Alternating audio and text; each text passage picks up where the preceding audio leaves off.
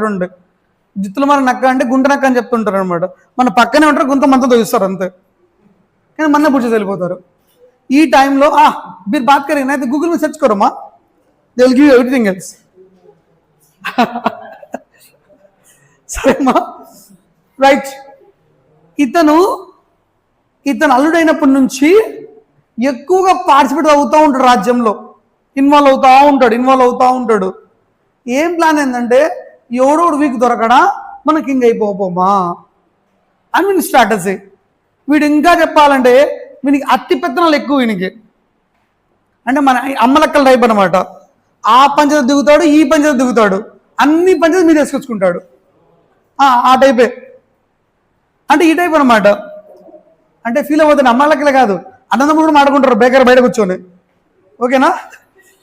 So ఇలాంటి ఎక్కువ disturbance ఎక్కువ ఉంటాయి అన్నమాట. దీంతో ఈ సదాశివరాయన్ని ఆప్షన్ ఇస్తాడు, యూ ఎంజాయ్ ద కానా. మీకు తెలుసు కదా, కానా పీనా బజానా ఆర్ సోనా.